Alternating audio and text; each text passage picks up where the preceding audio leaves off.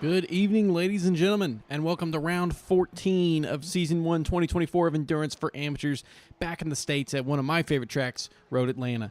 Tonight is brought to you by Ninja Botanicals and AlienAwards.net, and coming up is a 90-minute race with GTD and GTP class cars. Last week in the GTPs saw J Smart dominate the field for a second straight win with Nick Terrell and Nick Paletti on the podium behind. Paul Skip, just 5 seconds further back, finished off the podium for just the third time this season. Skip was your leader coming into next week, but it's a different story tonight with Nick Terrell now taking the championship lead from Skip by a single point. Paletti sits just 4 points back from Terrell. In GTA, Ken Huber continued the win streak to 13, but not without some pressure from Josh Doty and Jack Lucas throughout. Doty and Tyler Langenberg earned their 6th and 4th respective podiums. Huber leads what is becoming an increasingly strung-out GTDA field with Doty 111 points back, another 23 points to Langenberg, another 22 to Travis Rowe, and 33 more to Travis Bell in 5th. GTDB was a dominant win from Jack Lucas, who started 3rd overall in the GTDs and ran as high as 2nd overall in the race, earning just a 2nd win in an evenly matched GTDB field this season. Frontrunners Jesse Coffey and James Foreman added to their podium total as well. After safety points, Foreman and Coffey tied each other last week, so the lead remains at 28 for James Foreman, with Jack Lucas closing up to 45 back from Foreman with 7 rounds to go. We have a difficult racetrack here, one that really rewards a lot of bravery, especially through a lot of the first part of this lap. The first corner is very difficult. The corner that we see Jeff McDonald going through right now, turn 5, is probably going to be the one that we see the most amount of incidents in. Really easy to get the car unsettled over that exit curb where you really need to extend the car to maximize your pace, and very easy to go out wide, and a lot of traffic is going to struggle to get through those S's at the start of the lap as well. It's a pretty short lap, so it won't be long until the GTPs come around. We have a couple more GTPs than normal. Paul Boyle, haven't seen him for a couple weeks, so we have him back, and right now he's got a purple S1. Had a competitive time in practice, 4th best, I think, in a really close GTP field. Paul Skip, actually the 5th fastest time in practice. Not what he wants to see heading into the very first race of the season, where he's not the leader in the standings since the first race. Paletti right now with the fastest time of the 2 cars so far. We also have Ryan Jeevan here, another one of the 2 cars with Paul Boyle in the Acura today. All the rest of the drivers in the GTPs in the Porsche. So not a particularly diverse field of the GTPs. GT3 is a bit of a different story. A lot of the drivers so far with times in, including Sheldon Rosenbaum, who not only is first here right now in qualifying, but had the fastest time in practice as well, just 0.05 faster than Ken Huber, which is a rare sight to see. But we saw a lot of the fastest times come in at the start of the practice session, so the track may be heating up. Already got a couple incidents here in qualifying. See here, Paul Skip totally losing control there. Luckily, car damage doesn't matter during qualifying, but that is going to be one ruined lap for Paul Skip in a very competitive GTP field here tonight. Jay Smart, again, off of 2 wins in a row. Doesn't have a lap in so far, but with 2 purple sectors, is he going to put himself to the top? Paletti is now first, and now coming through the final chicane is Jay Smart through turns 10A and B. 11 and 12 are all just one turn. Big sweep down will be difficult when traffic is there, but the GTPs are going to handle it just fine here in qualifying. Smart coming across the line with 2 of 4 purples, and he goes to first. Nick Terrell, what time does he put in? He's got the other 2. He comes in second, just 0.2 back. Sheldon Rosenbaum, an improved time to the first. Jeff McDonald, all the way up to second place, 0.08 back. Wonderful qualifying performance so far. Ken Huber down in 5th, not that far back. Only 0.2 back, but down in 5th would be his lowest qualifying position of the season if this is where he starts. We have some more times coming in. Greg Holland just completed the lap. He is in 10th. Tyler Langenberg improves to 4th, and that bumps Huber down another spot. You can see that, crash for Jeff McDonald right as he's on screen there. Paul Skip, a few greens, no purples, though. So it's not going to send him to the top of the board, most likely. But the GT3s, we have a lot of variation in cars. We got the Ferrari, we got the Porsche, the Lamborghini, the Audi, the Mercedes, the BMW, and we even have Zach Nurnberger there in 14th right now in the McLaren, which last time we saw the McLaren being used, it was used well with Josh Doty. Paul Skip's time puts him in 4th, a good 0.4 off of Nicholas Paletti, but ahead of Paul Boyle, who was ahead of him during the practice session. Still a couple laps to go. Paul Boyle actually improving in all of his sectors so far, coming around the final corner. See how he does here. What's his time going to be? Paul Boyle, not an improvement. It must have had a big mistake there in that last chicane. That's the only thing I can think of. Lost a lot of time there. Nathan Westland coming across. Slight improvement. Haven't seen him for a couple races, I believe. James Foreman then moves to the top of the GTD B class. So strong showing for him so far. James Foreman on the season has a total of 3 pole positions, which matches Nathan Westland and Jesse Coffey. He would take the sole lead of that category if he were to finish here in first here today. But with 6 drivers consistently finishing up there in the A-Class really showing out here today so far in qualifying. Paul Skip another lap. Doesn't look like... It was an improvement in time, but not an improvement in position. Another 2/10 now closer to Nicholas Paletti. Christopher Craig gets a lap in 11th. Driver who's had to miss a lot of this season, so trying to get back up to speed, Christopher Craig, and 11th place. While it may seem a little bit far, I mean, only 7/10, which on a minute 20 lap, really not that far off. It's a very evenly matched field that we have here. It's hard to separate yourself in pace on this lap. There's just not a lot of places to gain speed on someone in front of you. Sheldon Rosenbaum does have a purple S1. I don't think that this is going to be a faster lap for him. But he's here in first by 17 thousandths over Tyler Langenberg. Yeah, it's not even going to finish that lap. Langenberg quietly moving up there to second place during these laps coming in, though. And what a strong performance that would be for him. Mauricio Parada up in fourth as well. So a lot of good runners. Just 2/10, less than 3/10 separating the top 6. So this might be a pretty spicy race. Langenberg slower in all the sectors. Won't be an improvement here. Jesse Coffey, however, a lot of greens. Did that lap move him up? Doesn't look like it. 8th place. Beck Nuremberger, some improvements happening. Coming around turn 11 and 12. Again, cars should be able to manage it just fine through there when they're alone. Trying to pass and make it a little tougher. An improvement in the time, not an improvement in the position. Still behind Dan Barnett there. Christopher Craig, a couple green sectors. Doesn't look like that moved him up from his 11th place. And I think most of the other drivers putting in... Oh, Jack Lucas, a surprising jump there, up to 5th overall. Breaking the group of those GTDA guys up there. James Foreman holding the provisional pole position for most of the session. And Jack Lucas pipping it right at the very end on his final lap. Not by much, only a couple tenths separating, but 3 positions, though, should keep him a little bit safer at the start of this race from losing that lead. Again, we saw Jack Lucas take his 2nd pole position last week. He got his 2nd win from that as well. Had the fastest lap.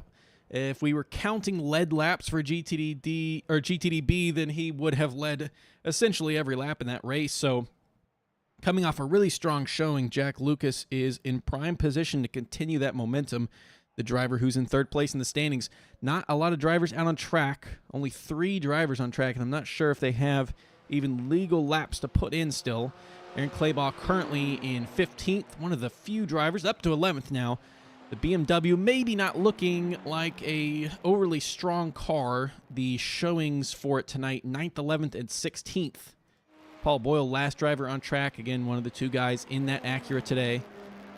Jay Smart looks like he's going to take that pole position again. The hottest driver in the field, Jay Smart, and looking to continue that momentum and that strength through some different circuits. I mean, we've had Twin Ring, Imola, now we're coming to Road Atlanta. Not a lot of similarity between those, but Jay Smart looking to get a 3rd win in a row, which would be a pretty impressive feat, especially considering that I don't think we've had anybody get 3 wins in a row in the GTP this season. Paul Skip has had 2 wins in a row twice, but that is the closest we've had to getting 3. So Smart still not technically out of it mathematically in the championship. Once all the drop weeks are, as long as he doesn't miss any more races, he will have all of his drop weeks accounted for his missed races. So a slim chance for him to be able to compete, but interested to see how he does here today.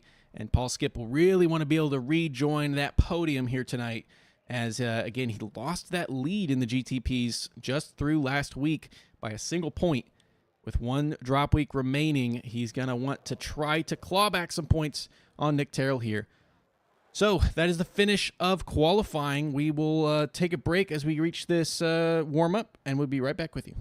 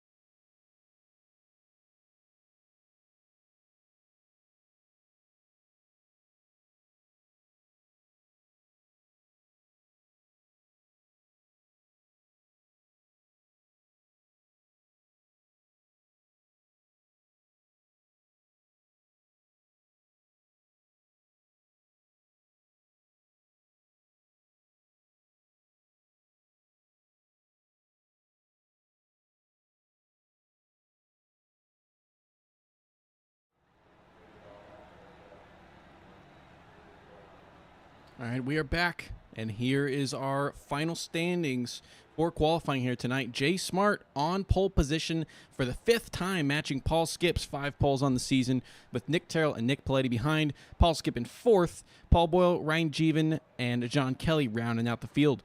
Sheldon Rosenbaum taking his first pole position on the season, being the 4th driver with the pole position. Tyler Langenberg, Jeff McDonald, and Mauricio Parada behind.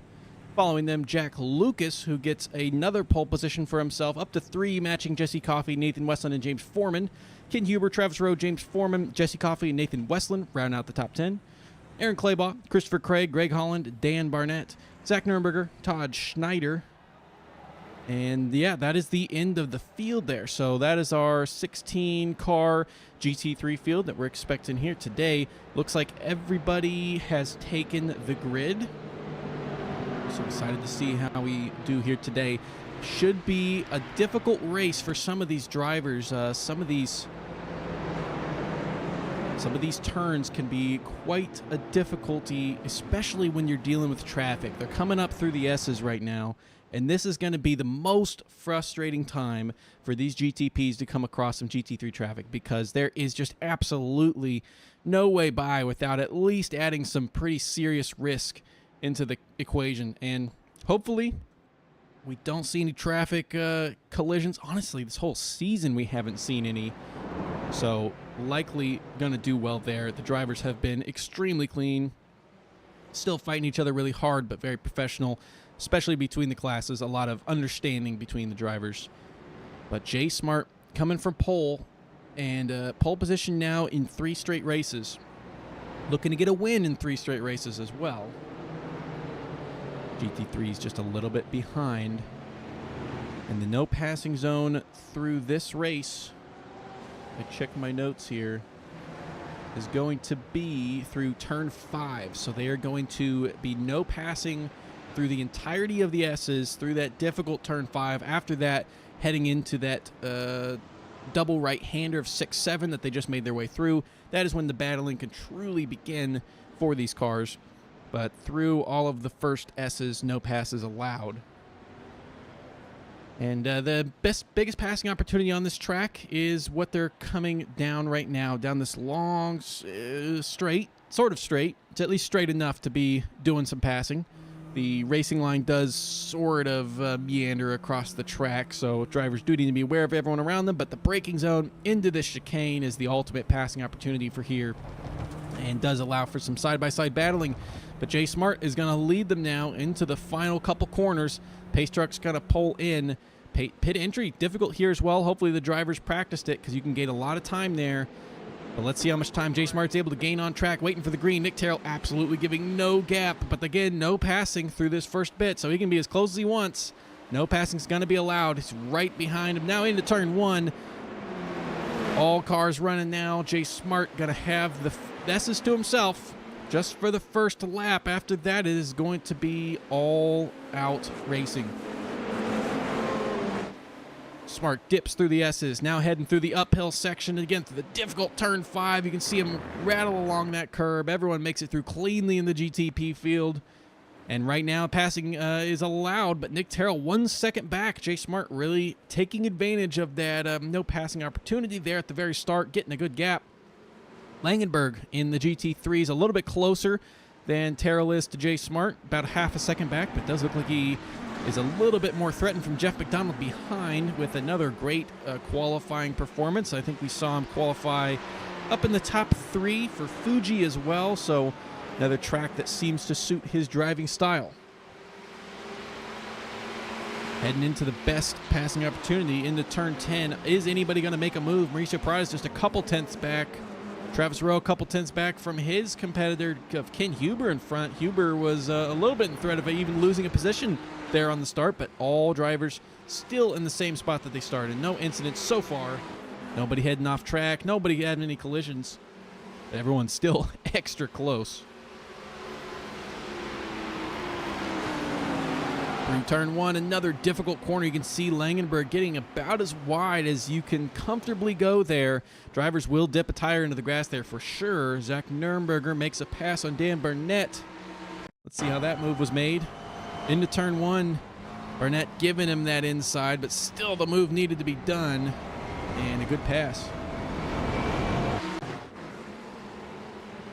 And that is a heavy defense for McDonald. Is Mauricio Parada going to be able to get through? He's on the outside. It's going to be tough to swing it around the outside of 6-7. Yeah, I don't think it's going to work so far. Can he get the acceleration down the straight, though? Looks like he has a better exit. He may be able to get McDonald into the braking zone here. So we see side by side, McDonald taking the inside. It's the better spot to be in if you've got the choice, but he is unfortunately going to be a good amount behind, I think, into the braking zone. Can he do it on the inside? He has the space. He's hitting the braking. He's slightly ahead, and what a defense for Jeff McDonald to reclaim that position for now, but maybe not. Maybe not. The inside is going to be given to Parada, and he's got it, and there's a lot of fight behind Jack Lucas, Ken Huber, Travis Rowe, all battling for position right behind this, and McDonald has reclaimed the spot. I can't believe he was able to make that defense work. Ken Huber really putting Jack Lucas under attack right behind that. Travis Rowe trying to take advantage. Is he going to be able to make his way past Huber? It looks like Lucas has secured his spot defensively, and Travis Rowe slides in front of Huber. Huber had to at least attempt the move, but unfortunately it's one of those one step forward, two steps back kind of situations. Move had to be made, though, and it's still close for everybody. Still haven't seen any incidents. Let's watch that move real quick again for Travis Rowe. Look at him take advantage, using Jack Lucas's car, and Ken Huber unable to slide back in front. Nice move for Travis Rowe to use that advantage. That is one of the only position swaps we've seen so far. Drivers still keeping it close with each other. Up in the GTPs, excuse me. Real close from second on back. Jay Smart has pulled a pretty healthy gap to Nick Terrell. Nick Terrell, though, under pressure from Paletti, under pressure from Skip, and under pressure from Paul Boyle. All still in the game right now. A little bit further back in the GT3s. Nathan Westland looks like he's at the back of this train. Currently in 10th spot, and it really stretches from 3rd back to 10th. All being uber close. Westland with a bit of a rocky exit there. Has a close gap on Coffey. Got to make Coffey go a little bit defensive, but not close enough to earn the space as of yet. But his car is definitely there. He's trying to make himself known. Jesse Coffey has had a number of defenses this season. And really all the drivers. Nathan Westland has been on both ends of a lot of battles this season and a lot of experience earned. Trying to fill up the mirrors, but no passing opportunities through those S's unless a car really goes off track there. It's about a similar exit, and it doesn't look like any move's going to be made into here. Really close between these two. Who's going to get the better exit? Looks about equal. Westland taking a bit more of an inside line, and I think actually Coffey taking a bit more speed through there as he tracked out a little bit wider. Just like every other race so far this season, the draft not doing a lot to help these guys, so the exit out of turn 7 is going to be crucial to making a move, and it's not just going to be crucial to lap time, but it's crucial in the fact that it's coming up to the most popular passing opportunity on the track. A little bit faster through the S's for Westland, not fast enough to make Coffey sweat too much yet. Something with the GTPs up ahead, a little bit gapping out, except with the exception of Paul Skip close to Paletti, and they are now starting to come up to the GT3s. It's not going to be long before they have to really navigate this traffic, and that may increase the gap between those cars a lot more. It typically spreads them out more than it keeps them together. Coffey clattering the curb, able to keep it under control. A little bit ahead of these guys, Travis Rowe, who's already made the pass on Ken Huber, trying to make a pass on Jack Lucas, keeping it about 3 or 4 tenths behind. The GTPs making their way past Todd Schneider, who may have had an incident. Right now, 8 seconds further back from Dan Barnett. But after that, really no easy gaps for the GTPs to navigate. These guys are all still so close, and with the shorter laps, they've come upon these GT3s in a much earlier stage of the race than a lot of the recent races. Gap between the two cars in pace is about 11 seconds, which is pretty large, but it is not as severe as some of the other races. So they may not fly up as fast as before. Jesse Coffey, who was for one moment looking like he was about to be under attack from Nathan Westland, has flipped the script now to be pressuring James Foreman. Not that he's got a comfortable gap behind at half a second, but about to cross under 2 seconds to Foreman into the braking zone of 1. Foreman not doing anything heavy defensively, at least as of yet. A lot of different cars that we have represented here, especially in the midfield. I mean, from Jack Lucas back to Jesse Coffey, we have 5 different cars shown. Just goes to show how good the balance of performance is right now for these setups. All of the cars seeming to do well in their individual hands here tonight. Jay Smart right back there. You can see him picking his way through the majority of this field. He has lost a little bit of time to Nick Terrell behind. He had about a little bit over 2 second gap. That has now dropped down to 1.7, but he's now going to have this long straight to at least get by a few of the guys and make it a little bit easier on himself. Ryan Jeevan himself, you catch him there coming down the straight as well. Really, really close with Paul Boyle. So the fight for 5th is tight, while Paul Skip is not that far ahead of these guys as well. Oh, that is that. Oh, so Jeevan just going way too deep. Was never going to make that stop.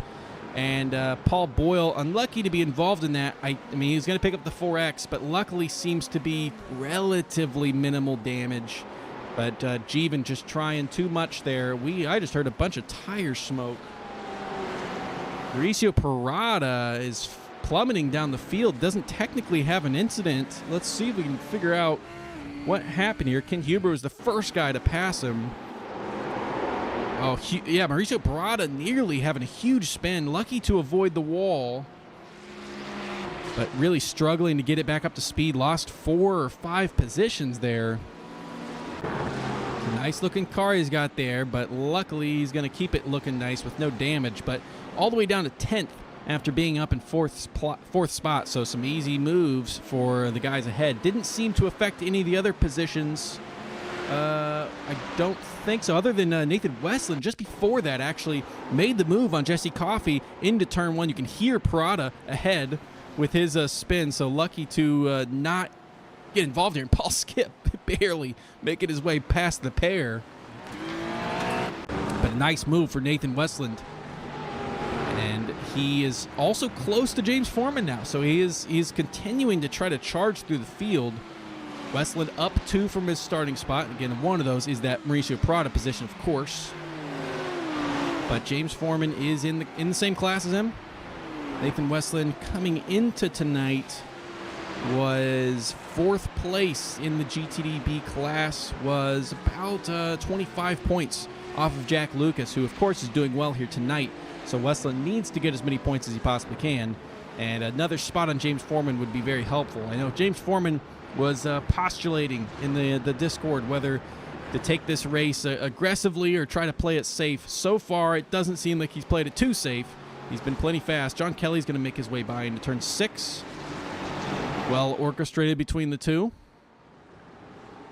And let's look at the GTPs as well. Paul Skip has closed the gap now to Nicholas Paletti, trying to get up to the podium positions. Again, Skip has only finished off the podium in 3 races this season.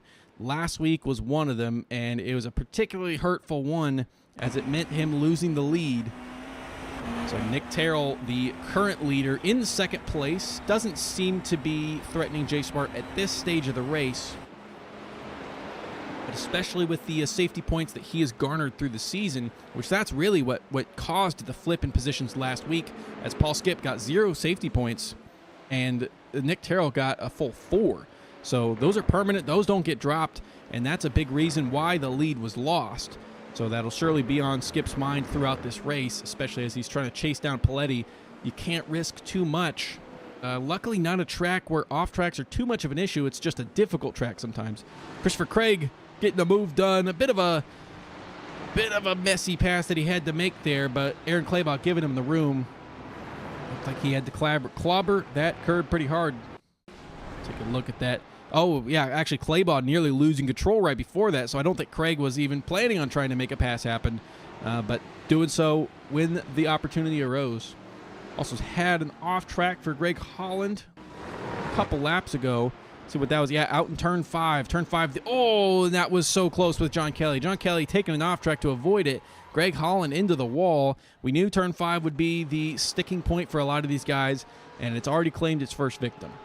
Nathan Westland.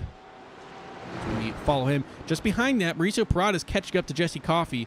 Parada, of course, has better pace than his current 10th place position would indicate. Just had that one near catastrophic crash. But Nathan Westland is trying to put a nose up here in the final corner. He has such drive. He's in the same car. But really well done through the chicane. It looks like, especially when we saw him battling with Jesse Coffey, looked like he was faster through the chicane as well. But turn 1, strong point for Foreman. Westland trying to do anything to get him off his game. This braking zone into the S's is also difficult. You can see Foreman close to going out wide. Doesn't do so. Oh, and is he going to try to... Oh, maybe he was just looking for some clean air, but he almost tried to pass there as they head up to turn 5. Looked like Parada just a little bit further back, maybe got a better run on Jesse Coffey. He's got enough to earn some space on the outside here. We didn't see this work earlier in the race, but does he have the grip to hang around? He does. Jesse Coffey, I think, probably giving him that spot to lose as little time as possible. He knows Parada's going to be able to charge his way back up at least a few positions here. Qualified up into 4th. He's going to try to climb back up to there. Westland not making a gigantic impact on this lap. Couldn't really do it without passing. As he's putting it into the inside. He pulls out of it. Nick Terrell has moved to first. Jay Smart has crashed. That is Todd Schneider there on the side. And Smart's car not driving straight. Nick Terrell has taken the lead. Everyone getting promoted up a spot. What was this incident? Let's watch Todd Schneider through turn 5, the most difficult part of the track. Jay Smart, just an unlucky witness to the event. Schneider did nothing wrong and just lost control of the car. Smart too close to be able to react in any time. That is probably going to be an instant pit for Jay Smart as Terrell Paletti Skip now makes up the podium. We'll see if Smart returns to the race. Luckily, might be within the first pit stop kind of window, so he has lost a lot of time, but he may not have to pit an extra time in this race, and that is the only solace that he may be able to take from this incident. Yeah, Jay Smart into the pits. What a shame to have that happen. Skip, nearly losing control of the car into the braking zone of the S's. Like I said, difficult spot to really nail the braking, and close to seeing him off track there. A driver who needs to get as many safety points as possible. Nick Terrell, who we've seen play the safety point game this season and be a little happy with seconds or thirds at the expense of earning as many safety points as possible, getting a lot of 5s, a lot of 4s. It has paid off for him, and now he gets to be up in front to potentially take home a win as well as those points. So Smart had a really healthy lead. Looked like he had the best pace and that people weren't going to be able to catch up. Now it's a little bit more interesting. Paletti less than 2 seconds back. Skip close with him, just a second back. So these 3 drivers who have been our protagonists for the entirety of the season are going to continue duking it out. Jack Lucas up at the front in the B class, still leading again for another race. Goes a little bit wide there in turn 5. Shouldn't be an off track, I don't believe, based on where the limits are. But he is trying to catch up to Jeff McDonald, trying to get to another overall podium. He wasn't able to quite do that last race. He was in an overall podium position for some of it, and just a couple incidents late in some of the chicanes dropped him back a couple overall spots. I know he was a little frustrated with those with that happening. Just a couple minor mistakes, but he didn't lose that win. Ken Huber, no stranger to winning, is trying to make a move on Travis Rowe. Travis Rowe got the spot on him earlier, and it doesn't look like he's going to be able to pass him here. Can he get a better exit? That's Paul Boyle, or maybe Ryan Jeevan, excuse me. Yeah, Ryan Jeevan making his way through in that Acura. Ken Huber would be struggling right now to envision, I think, making it up to the front. But there's a lot of race to go. Currently, he is about 8-9 seconds back. So there's a lot to be done. Travis Rowe was able to get that spot on him earlier when Jack Lucas was the prime target for Ken Huber into the S's. And he took an opportune move, but now Huber trying to get him back just fully on race pace, and no cars around to be able to use as a block. It's just going to have to be purely based on pace. It does seem like the battling is possible. A little bit easier to pass than it was at Imola last week. And Motegi was also another difficult track for the drivers to get around. But that being said, it still does look difficult for these drivers to get around each other without a very significant pace advantage or a mistake being made by the driver in front. Zach Nuremberger made a pass on Aaron Clabaugh further back in the field. Oh, and Clabaugh off track again. And trying to both stay out of the way of Paul Skip. Nuremberger was committed to that outside. And I think Clabaugh just having some struggles here. Don't know if it's the car. I know he's using some new equipment. And if it's just getting up to speed with that. But it does look like he's having a bit of a hard time. Paul Skip back there about to make a move on Paletti. Is he going to? He doesn't have the overlap. He caught up a lot through that traffic there as Paletti has he hasn't really lost time to Nick Terrell. It's just Skip has been the one to gain time through this whole period. And another interesting development is for the GT3s. Tyler Langenberg is within a second to Sheldon Rosenbaum right now. So that gap has been closed. It's now just a little bit over a second. Oh, and a slow car of Todd Schneider there, staying out of the way of everybody. Greg Holland in the pits, may not be in the race anymore. We saw him wreck earlier. He's 4 laps down. We may not see him return to this race. Maybe our first casualty of tonight. A lot of close positions in the GT3 field. While we're also watching this, Skip is going to be 3/10 or so back, and now they're hitting some cleaner air. And Travis Rowe just had an incident. He was close. He was close to losing the spot to Ken Huber there. It's off track for a few seconds. Take a look at what that incident was real quick. Coming through turn 5. That's a bad camera angle. Really riding the grass there. I think maybe the car of Todd Schneider was a bit of a surprising appearance. Let's see another view of that. And yeah, Todd Schneider getting squirrely there again. That's where he lost control, and Jay Smart ended up crashing into him. So having troubles through that difficult corner again, and Travis Rowe, a really good reaction to save that car in that moment.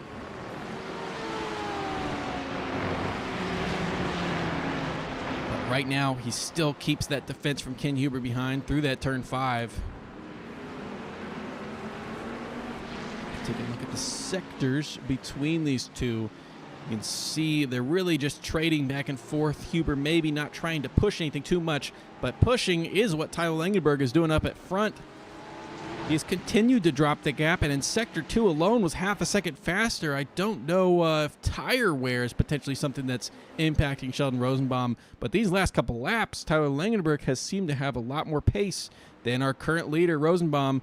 You can see that gap dropping ever so slightly from a few laps ago, and I think it's going to be significantly less as they cross the line here, less than 4/10 apart, and the closest they've been since the green flag wove. Parada himself has not claimed any more spots since he was able to get around Jesse Coffey earlier, but Nathan Westland is next on the list for him. Westland still giving plenty of problems for James Foreman ahead. Hasn't been able to make any moves in earnest yet. But, and right there, James Foreman was doing such a good job with the defense, but it looks like he just went a little bit. We saw Foreman go a little bit deep there into the braking zone already a couple times. Let's take a look at him here again. So part of that was the traffic, but yeah, going deep, having to take that alternate track layout. And not only that, but he's going to earn a slowdown for that he probably serves through here. So a tough pill to swallow for Foreman, who's now 2 seconds back from Parada, losing 2 spots there, down 1. Westland moves up into second in the B class. Second place is still close to first in the A class as well. GTP, nothing really close. Skip the closest to a competitor right now. 1 second back from Nick Paletti. keep our eye on that, but that gap has grown, so we'll see if that's how that continues to go.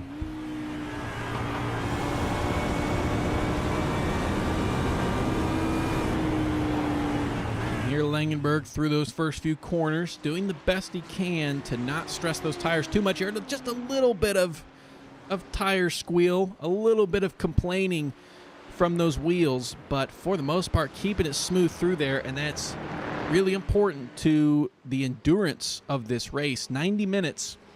These GT3s are only going to stop one time, and I'd love to see when they decide to come in. An undercut could be really advantageous for some of these guys who aren't able to get around their competitor, especially if the other driver does decide to go for an overcut. I don't even know which one would end up being the more successful. Oh, and Mauricio Parada. Oh, that was sorry, excuse me. That pass already happened. Parada, though, right now in danger of losing back to James Foreman. Was able to get past James Foreman in that incident in the S's, but right now Foreman right on his tail with Coffey there as well. Foreman's pulling out to the side. It's less than a tenth. Is he going to be able to make this move happen? He's on the outside. It's difficult to do. He's going to be behind and on the outside. He's actually ahead. He's ahead. He had a much better run through turn 7. Aggressive cut across the nose of Parada, and Foreman has moved his way back up to 8th. Is he going to be able to defend through these last two corners? It doesn't look like Parada's trying to send it up the inside. Is he going to try something into turn 1? He has a little bit of damage to the front right of the car. Parada not close enough to make anything happen. Nice move for James Foreman into that corner. Let's take a look. See that replay again. This is coming down into the chicane of turn 10. It just had a nose ahead and deeper on the brakes, and just was really confident in cutting across. Gave as much room as he needed to give without giving too much and losing himself some pace. Jay Smart is back on track here. 16 seconds back from John Kelly in 6th place and putting in some fast laps, but I don't know what he's going to be able to gain from it. Oh, nearly a rear-end collision for Parada into the braking zone. Foreman, I don't know if he was trying to park it on the apex there or not, which, by the way, we need to check up with Jack Lucas here, too. He's swinging it to the outside. This is 4-3 overall. Lucas, first and B, will be in first and B, regardless of what happens here, at least as long as there's not a wreck. But he's trying to get some more points here tonight. Jeff McDonald having one of his best races on the season.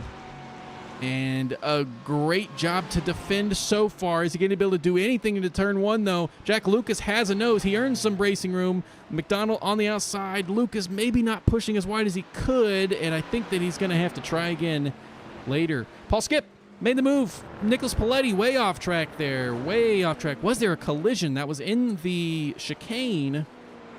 What happened to Paletti? Let's watch Paul Skip. Paletti losing control, a weird way to lose the car, one that we haven't seen any of the other drivers do, but at least not sending it into the wall, just maybe a little bit too happy on the throttle there. Very minor mistake that loses him a whole 4 seconds. Now Skip is 4 seconds back from Nick Terrell. That is going to be a little bit hard to claw back, but it is plenty of time to do so. Over an hour. And another pit stop as well, where we've seen pit strategy make or break some races, especially in the GT3 class where the drivers are able to run a little bit closer, but it still has affected the GTPs up there, especially races where 1 or 2 stops has been very much marginal and on the line. Jesse Coffey right now trying to get Parada. That's Nick Terrell making his way through, race leader, able to get through at least those 2. This has been a very exciting race so far.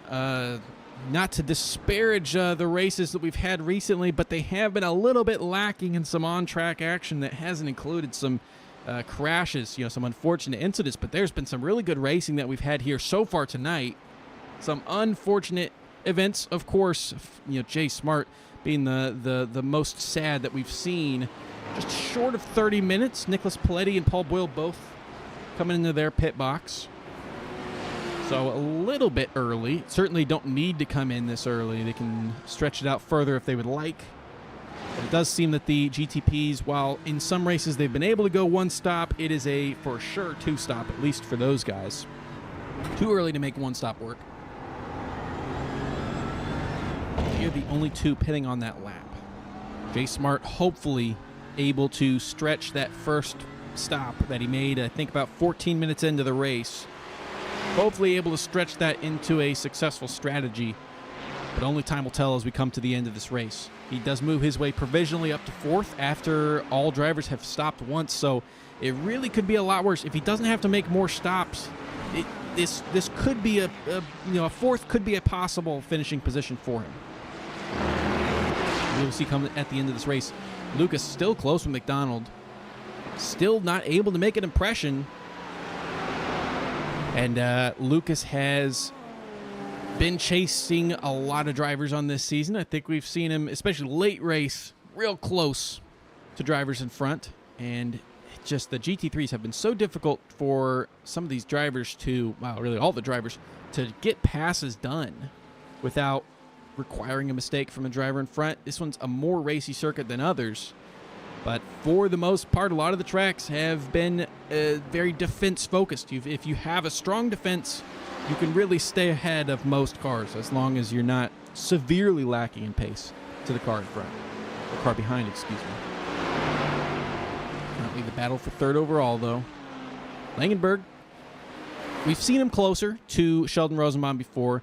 It looked like for a couple laps, Rosenbaum was a little bit shook, but I think that he has responded to that challenge from Langenberg. Jesse Coffey made his way around Mauricio Parada.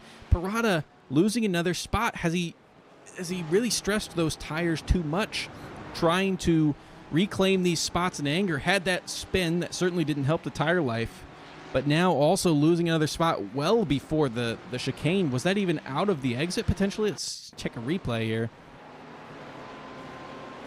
Way slower. Did he have a slowdown? He must have had a slowdown, maybe through the S's that he still just hadn't served yet.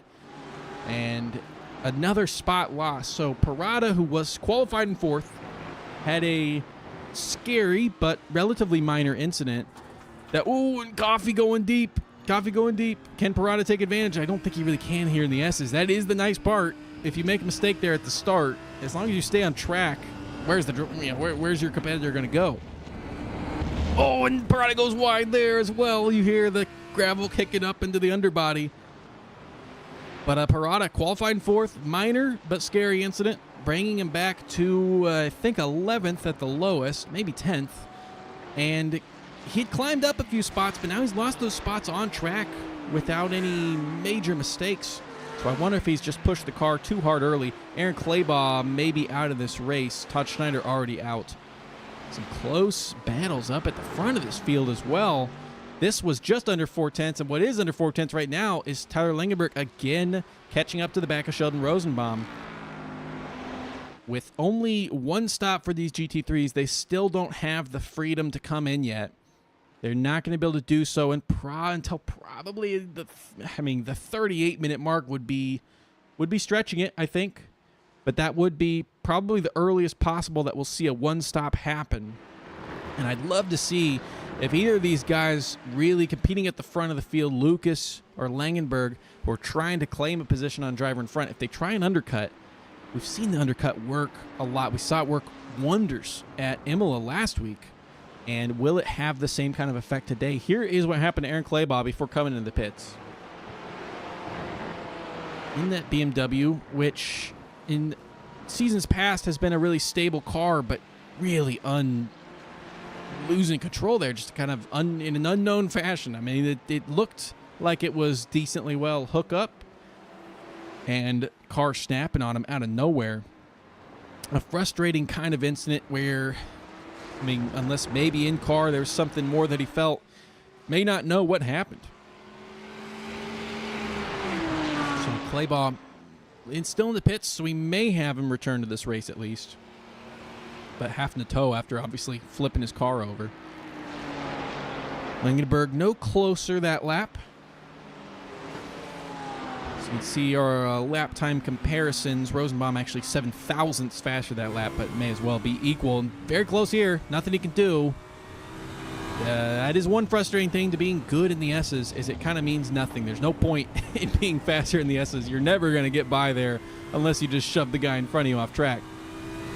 Jay Smart actually moves into third after Paul skips pit. So, I mean, Smart took his shortest pit stop at the start. He is going to have to suffer some longer pit stops later on in this race. But, I mean, that's not so bad of a result, I think, given a catastrophic wreck that he had where he had to come drive in, get that repair done. If he really is on that pit schedule, this may not be totally disastrous night for him.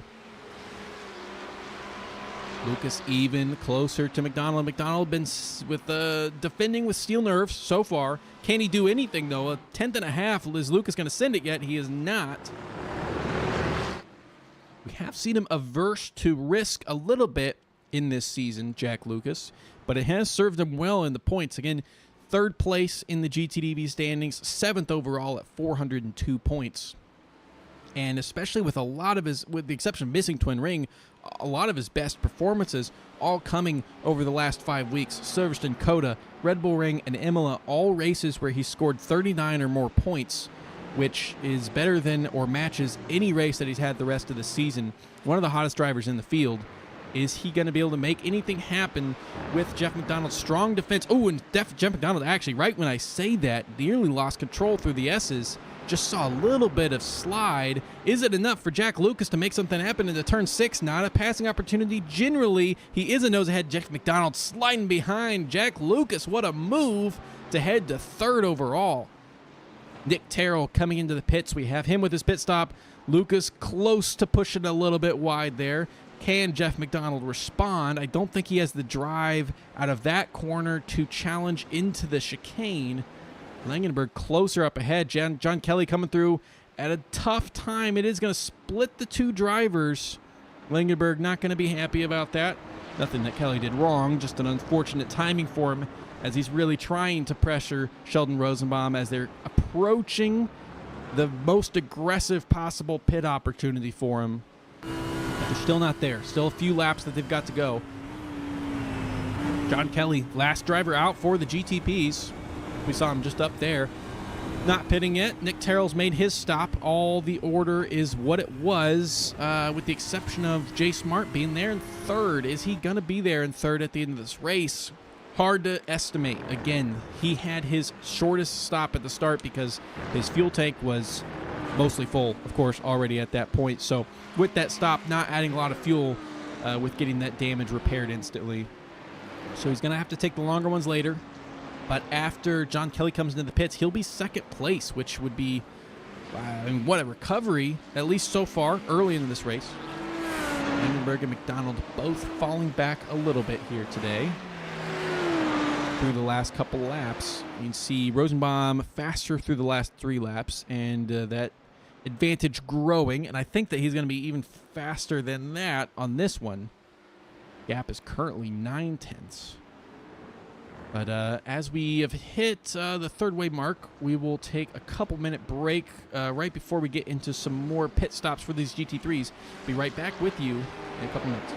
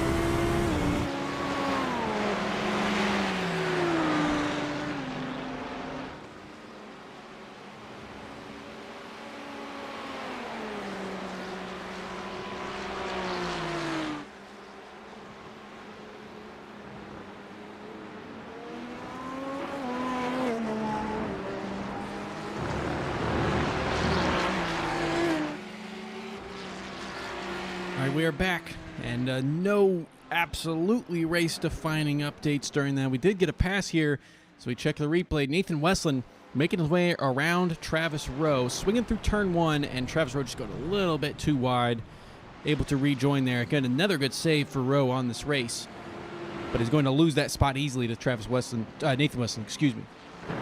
We also have Mauricio Parada in the pits. I don't know if this is for damage. The car looks okay, so this might be well, he just disappeared. So Mauricio Parada may be out of this race now, unfortunately. Up and down race for him.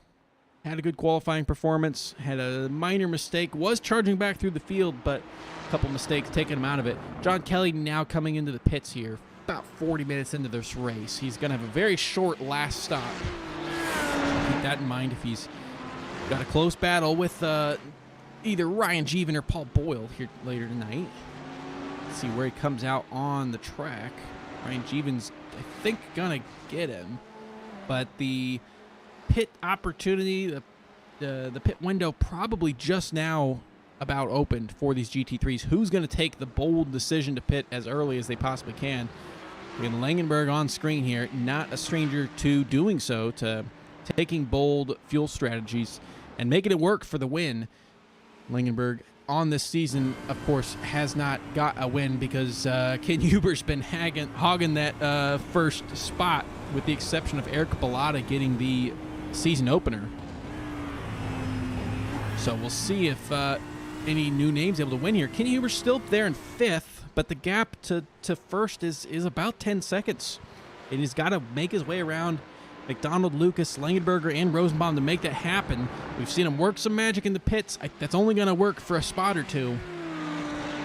Tough ask for Huber to get a win, let alone a podium here tonight, as the guys ahead are just running so strong here. Ooh, Langenberg close to rear-ending the Rosenbaum. Two different lines they took through there. Zach Nuremberger just had an incident on the street. These guys are coming up to him. What happened here for him? Nuremberger passed by Paletti on the straight, and I think his VR may have gone out.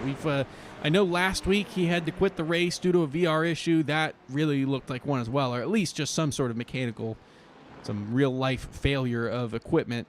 And Nuremberger we may have out of this race as well. Unfortunately, unable to represent that rarely used McLaren, but he did cross the line, so maybe it was just a quick hiccup of the VR, and it's back working again.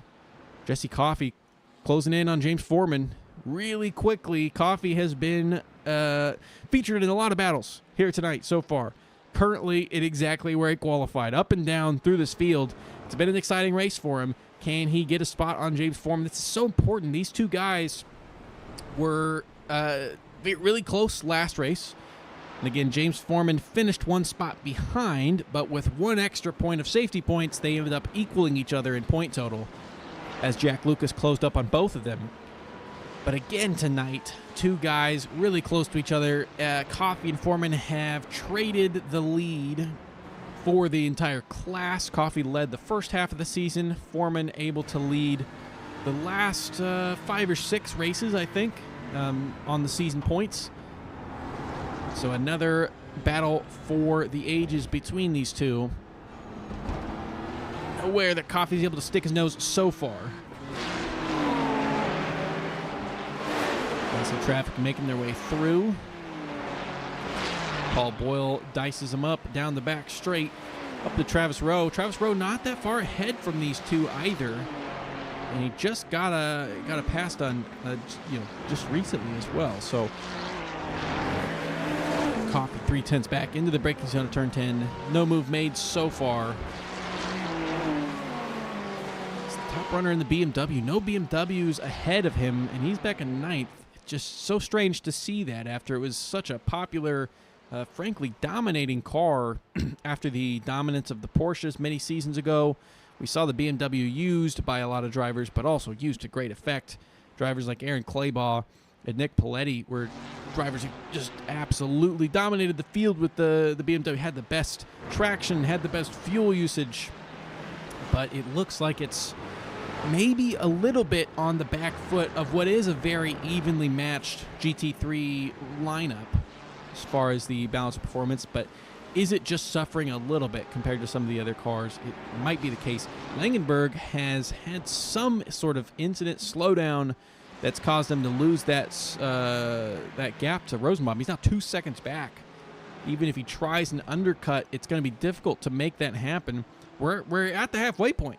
The GT3 cars, Nürnberger's in the pits now. He had some damage to the car, so it behooves him to come in as early as possible. But nobody really trying to undercut anybody, which is a little strange. Especially considering how strong we saw that undercut to be last week in Imola. But it looks like a pit stop is coming for James Foreman. Oh, never mind. It's just actually a lot of squirreliness. But Travis Rowe is in the pits. So he's the first driver of the top 10 pitting on strategy. And no one else doing the same. We know Rowe had about 1.5 seconds to these two drivers we have on screen. So let's see what kind of advantage he gets for pitting before they're able to try anything. Cars coming through the S's. The traffic actually able to make more passes in the S's than I expected. It's still difficult. You still lose a lot of time. But they have been able to make their way through. And no wrecks, no incidents. Actually, we've really only seen 2 cars hit each other, and that was just Todd Schneider having an unfortunate incident right in front of Jay Smart. I think other than that, we haven't seen 2 cars touch each other at all.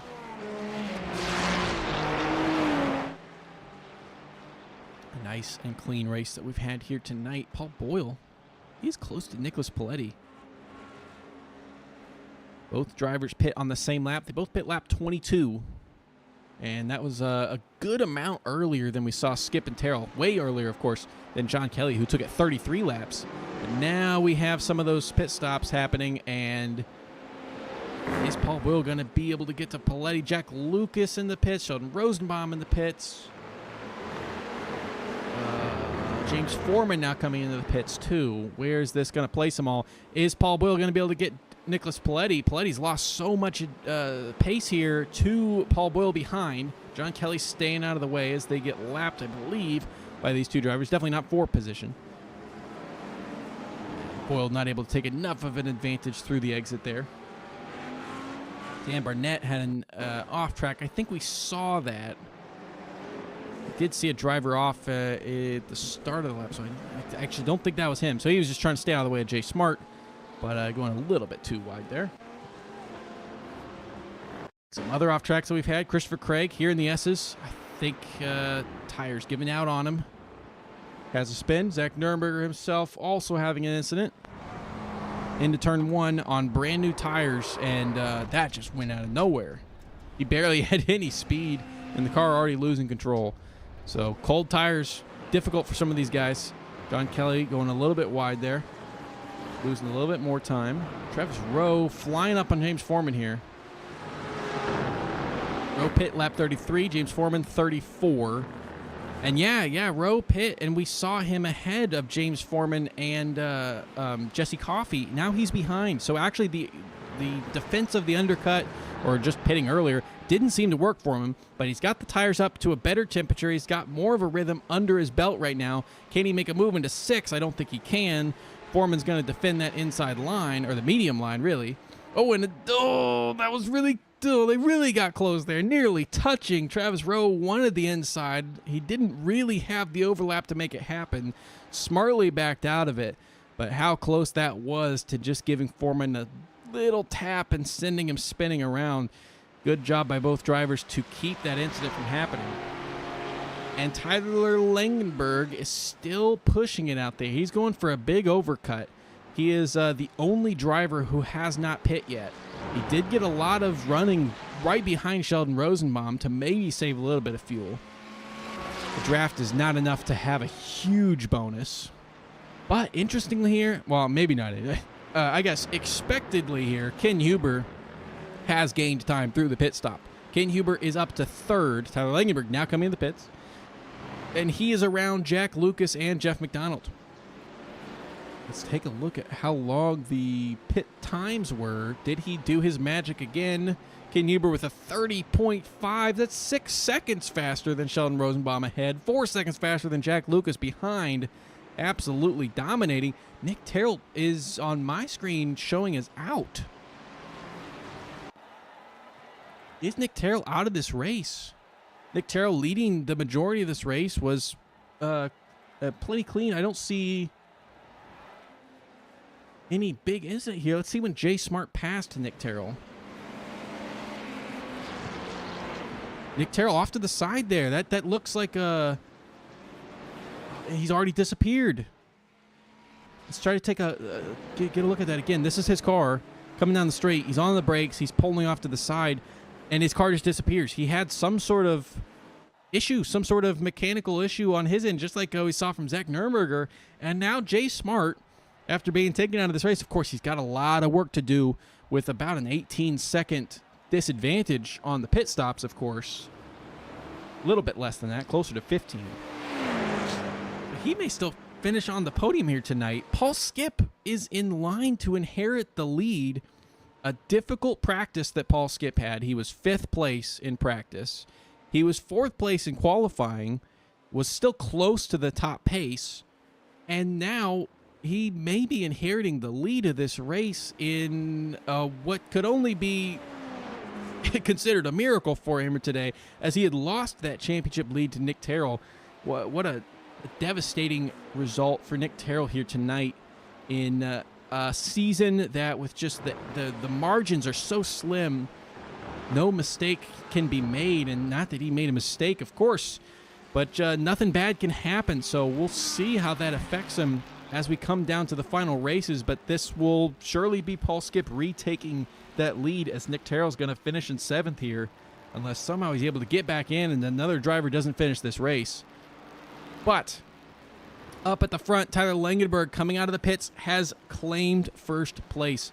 So he took it a lot longer, was able to pit for 4 seconds less. So Rosenbaum definitely, with pitting earlier, was able to get some faster laps in. But the amount of fuel saved for Langenberg was what really got him the lead here. 4 seconds less, of course, shot him up a good amount. Ken Huber now 8 seconds back from Sheldon Rosenbaum.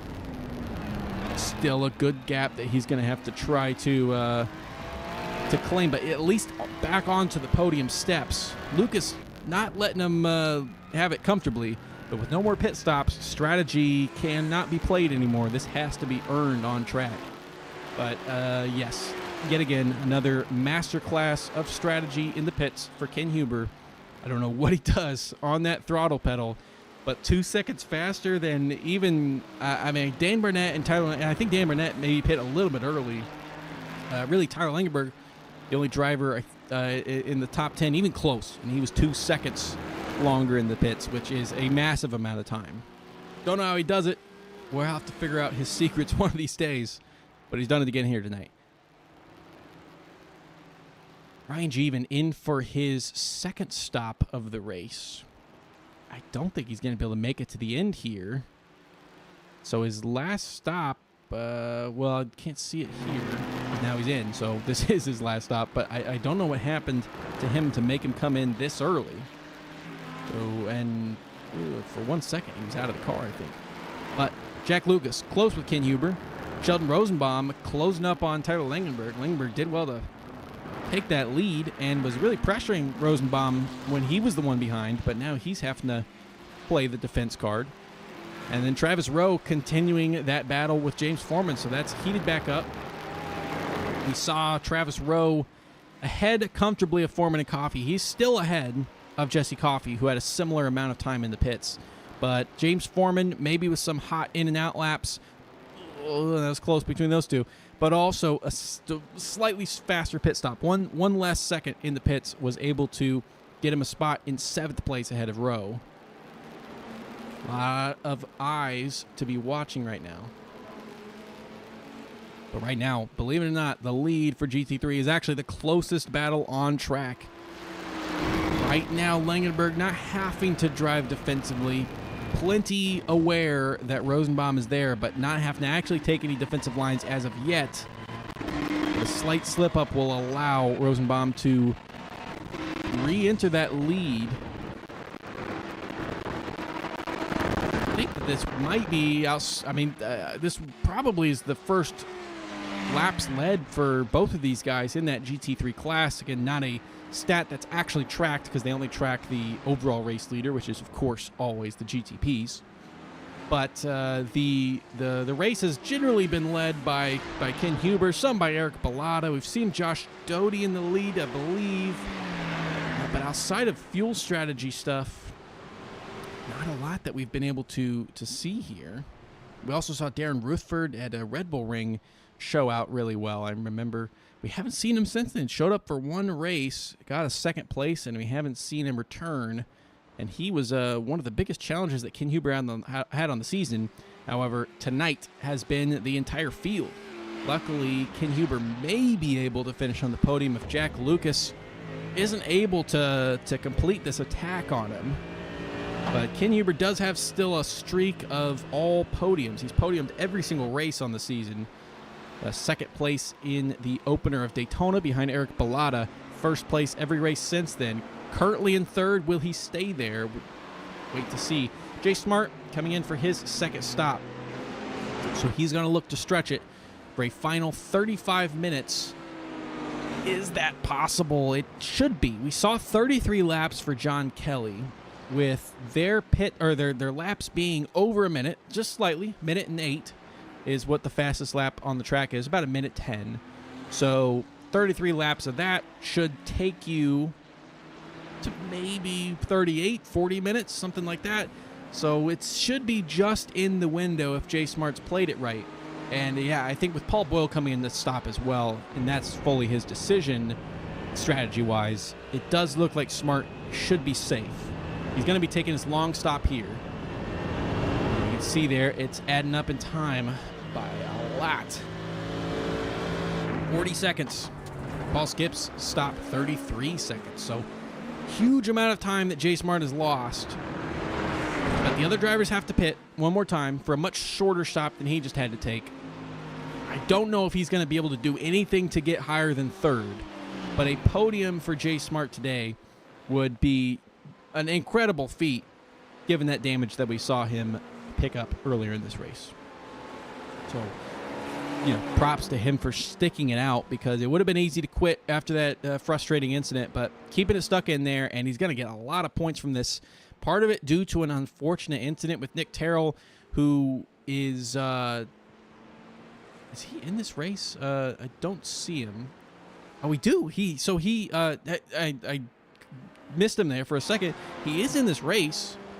So whatever happened was something temporary. He's going to be hoping that just somebody else crashes out and he's able to at least get a spot or two. Obviously, pace-wise, he's not going to be able to do anything to get beyond 7th place. And what a unfortunate incident for him. Right behind him, Sheldon Rosenbaum, closest he's ever been to Tyler Langenberg since that pit stop. And it looked like just the body language of Langenberg's car was a little bit more nervous. His turn in was a little late, as if he were watching for Rosenbaum to potentially send it up the inside. So he's definitely aware of Rosenbaum's presence there, and it's making him a little bit more nervous. Skip and Paletti now coming in, so they're doing their last stop pretty early, not leaving it to the end. It didn't really matter when they came in. They just had to come in at some point regardless. So we'll see the difference in time between the stops. And now, for the entire last 30 minutes, we'll have an idea of the actual on-track, for-strategy gap between J Smart and those two up there.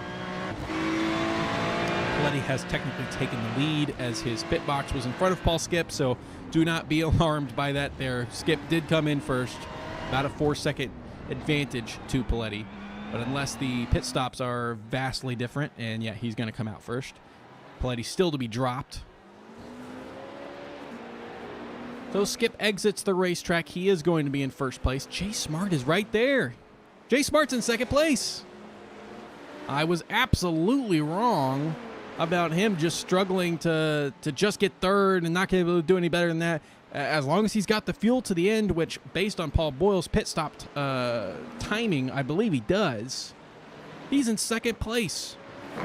This is a huge development for Smart, who surely it looked to be a disaster for him, and he has recovered that to not just second, but only 5 seconds back from Paul Skip. Plenty of time, 32 minutes to make that gap up, and he had the fastest lap in qualifying. He's been one of the hottest drivers in the field over the last few races. This is entirely viable, entirely possible for him to fight back for this, and that would be what an insane story to be the first guy this season to get 3 wins in a row. We will keep an eye on their pace difference as we continue through this race. As we take a look back at some more battles that have been continuing through the GT3 field. McDonald close with Lucas, Rosenbaum close with Langenberg, and on screen here, Rowe close with Foreman. The battle for 7th place has been continuing. I mean, for about 8 laps, 10 laps, whatever. Since they came into the pits, these two have been within a second. Jesse Coffey not that far back. Back behind Coffey, though, is a big gap to Christopher Craig.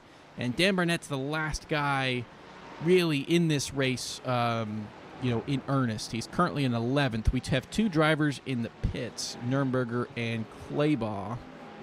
Nürnberger 1 lap back, Claybaugh 6. Are they going to rejoin this race? Hard to tell. I think Claybaugh just finished a tow because we just saw him gain a lap there. But Rowe, a little bit of a... Yeah, I was wondering why he had a weird line there. I think was aware of Paul Skip possibly trying something up the inside, and that gap to J Smart. I mean, he needed 32. He needed 5 seconds in 32 minutes. He's already got 3 of those seconds in 1 minute. Now, obviously, the pace. The pace of that cannot be sustained, but it's down to 2 seconds between Skip and Smart. And we've seen Skip and Smart battle a lot over the last few races. They battled on the last lap of Motegi, where Skip had finally caught up to him right at the end of this race. Right at the end of the race, wasn't able to make something happen on the last lap, and had an incident where he went off track and lost some time. Didn't lose a position, but we may see another battle between these two, as the gap has now halved in only 1 minute. So traffic a little bit friendlier for Smart. They're coming up on a little bit of traffic, but they did just now make their way through the toughest part. Jesse Coffey, 3/10 back from Travis Rowe. So Travis Rowe losing back from James Foreman. Now into the clutches of Jesse Coffey. I just had mentioned that he was close, only a second and a half back. That is now closed down quite a lot. Maybe a mistake made for Rowe, maybe traffic just being a little bit difficult for him.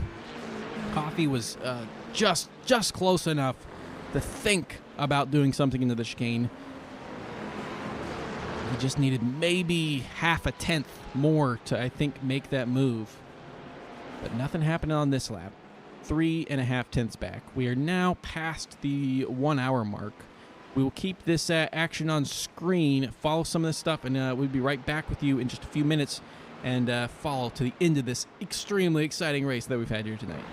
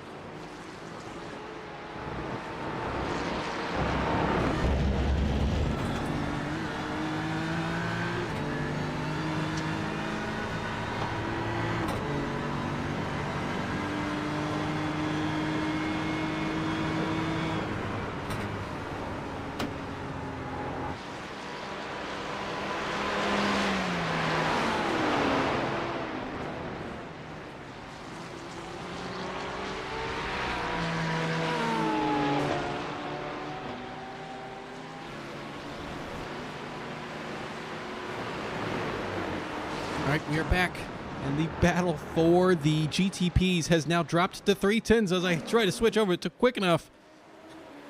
It was 2 seconds. It was 2 seconds just a few minutes ago. Jay Smart absolutely blazing through this field right now.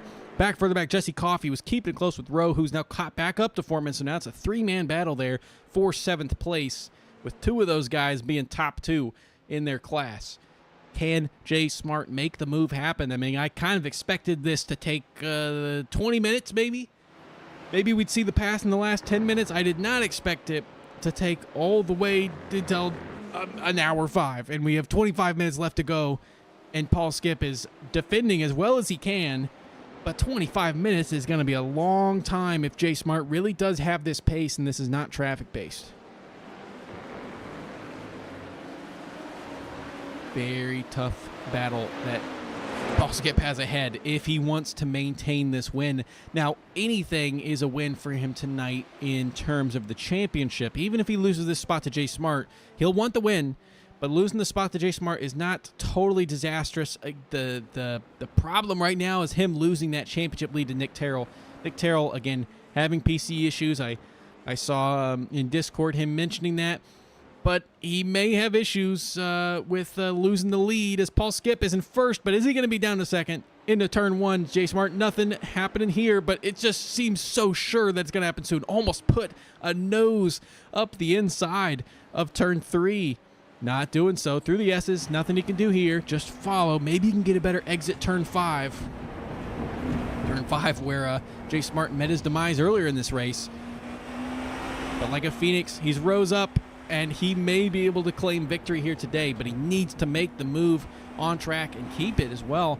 We don't know if fuel may be a little bit of a difficulty for him at the end as well. It was close. He was definitely on the edge. But he did pit at the same time as Paul Boyle. Now, Paul Boyle may have done some more fuel saving than he did. And he is running a different pace as well. Down the back stretch, down to 2.5 tenths. Not enough for Smart to do anything here. So it does seem that Paul Skip is faster through the most important section of this track, which is turn 7. He's been able to make the defense. Oh, it's struggling to stay ahead now, though, through the exit of the chicane. Smart faster. Smart has been faster through this last sector. Can he make the move in turn 1 this time? He's going to put a nose up. He's got the move into first place. Paul Skip slips back to second, and there's going to be no battling anymore as Jay Smart clearly takes that lead, and I think he may be able to step away from here tonight. Right, I just can't believe how strong he was able to make that move happen in such a short time. What a move for Jay Smart. Jay Smart trying to get 3 wins in a row, and this will have been his most impressive of the bunch. Paul Skip, 3/10 back, and he's fastest through this corner. This has been where he's been strongest. Does he have the exit here? As we look real quick back to Jesse Coffey, who's close enough to make a move on Travis Rowe. They're coming down the main straight, the same main straight that Paul Skip's going down. Coffey on the inside. He's just about even. Not stronger on the brakes, though. Better on the brakes for Travis Rowe. Great defense for him there. I think Coffey could have pushed the car a little bit more there. Skip didn't seem to have a better exit through turn 7 like he's had in a lot of his laps. Maybe following a little bit more difficult to have that pace through that corner. But Jay Smart with a half-second lead, half-second advantage, putting a 109.7 that lap, which was the fastest of that GTP field. On really close with Jesse Coffey. Coffey's going to go off into the grass. I don't even know if he saw Jay Smart. I really don't think it was too unbecoming for Smart to put his car there. I think Coffey just focused on Travis Rowe ahead, but that traffic has slowed both cars up. Skip close enough, 1.5 tenths. Can he make a move into turn 7? Defensive for Jay Smart. He has to be. He's taking the inside line. Can Skip cross over underneath? I don't think he can. It was definitely something to try, but the fact that both drivers were slowed about equally, nothing he was able to do there. 2.5 tenths. Is that enough to make a move into the chicane? No more draft potential for Jay Smart. Skip sucking it up behind Smart onto the gearbox. Doesn't look like he's going to be close enough this time. Almost close enough. It did seem a little bit more difficult on the brakes for Skip as well. The car was floating on the front end a little bit from that aero wash from Smart ahead. That last corner there must be difficult to follow a car as well. Skip minorly faster, 800ths faster But I think given the incidents that happened there at the start of the lap, he would have preferred to be a lot closer than he was here. Now falling a few tenths back as they are in fully clean air, right, as they're coming up to Nathan Westland, I believe. And it's poor timing again for J Smart, but not as bad as last time. Skip's going to be able to get by on the straight, so that will be an advantage. You can see about 2 tenths maybe lost for J Smart through that incident, but at least no damage and still keeping that first place spot. Let's take a look real quick at that move that J Smart made on Skip into turn 1 again. This is for the lead of the race. The GTPs so often this season have been so spread apart, but we have seen a lot of close battles these last few weeks. This is another one. J Smart, strong move. Nothing really Skip could do, I think, to stop that overspeed that he had into that corner. And that's a collision! A collision. Jeff McDonald tags the back of Paul Skip, and the battle that we saw coming so close, nearly hitting Nathan Westland as he rejoined the track. Unfortunately, that battle's going to end, and Nicholas Paletti's going to make his way through. Paul Skip has the pace to fight this at least, but that battle for first has now disappeared and turned into a battle for second. J Smart may win this by a lot here tonight, even despite what's happened. Both caught up behind Nathan Westland into the S's. That's some of the first real chaos that we've had between the classes, certainly in this race, and one of the first incidences we've had this season. But just a minor tap between the two cars. Once we know that this has cooled off for at least a little bit, we'll take a look at that again. They're coming up on the two cars. Again, McDonald, of course, fighting that spot behind him right now. Or no, because actually that's Dan Barnett. That is not for position. So maybe he had just made his way around that, lapped traffic. Didn't see Paul Skip coming. I don't know. I mean, it was just a minor touch, but enough to send him spinning like a top. 1.5 tenths. He's going to make a send. Not going to do it this time. Is he stronger through the last bit? It's going to be so difficult to make this turn or make this a pass on track. Can he do it in the turn 1 like J Smart did to him? Not this time around. So we will take a look at that replay real quick. This was Paul Skip. McDonald maybe doesn't see him. McDonald staying out of the way of Smart. And, yeah, I mean, I think Skip maybe could have done a little bit to stay on the further to the left of the track, but that's just an unfortunate incident between the two classes. Not a big collision. Enough to really undo Skip's race, excuse me.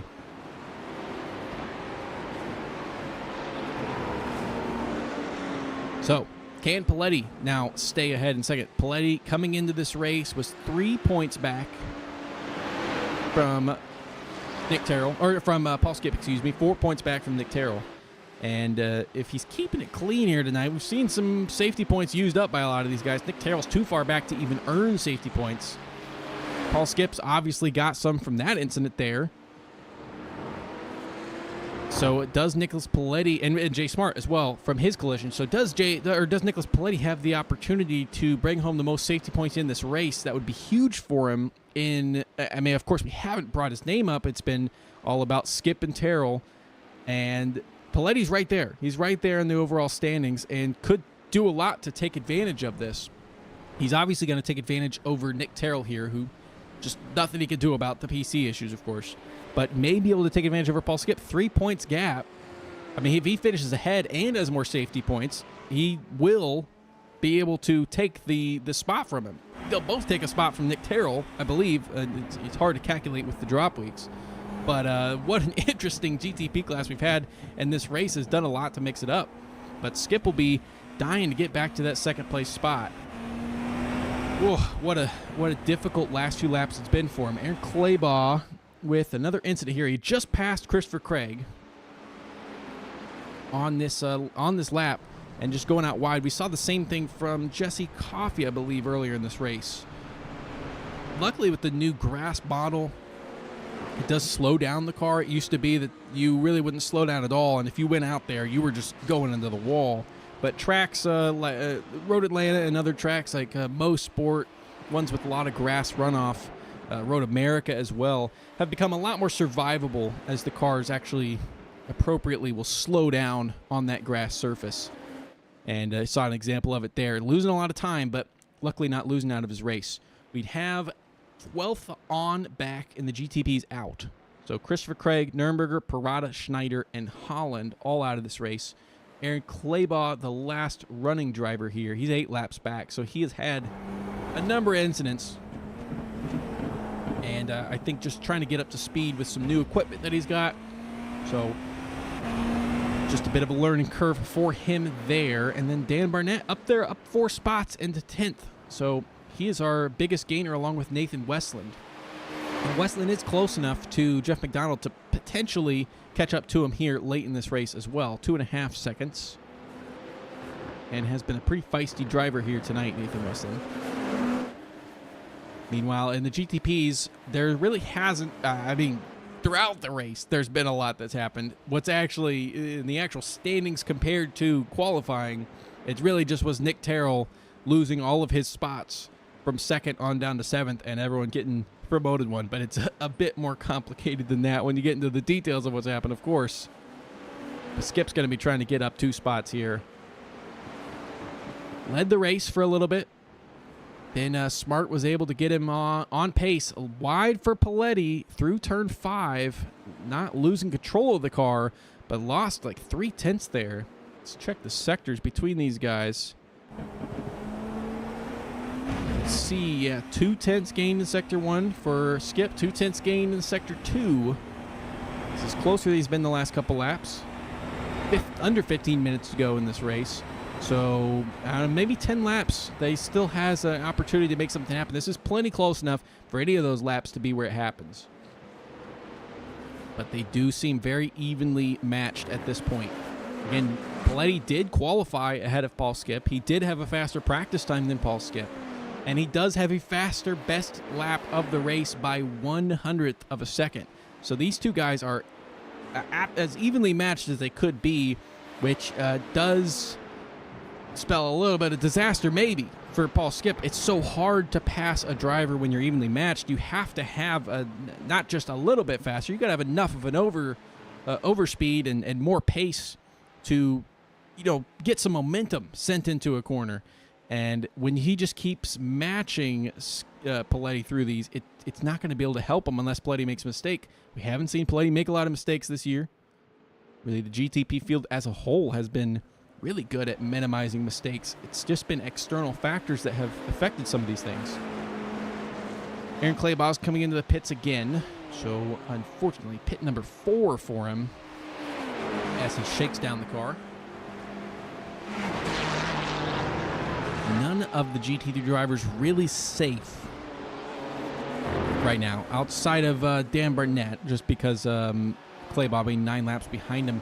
All the other drivers, Westland's got 10 seconds back to James Foreman right now.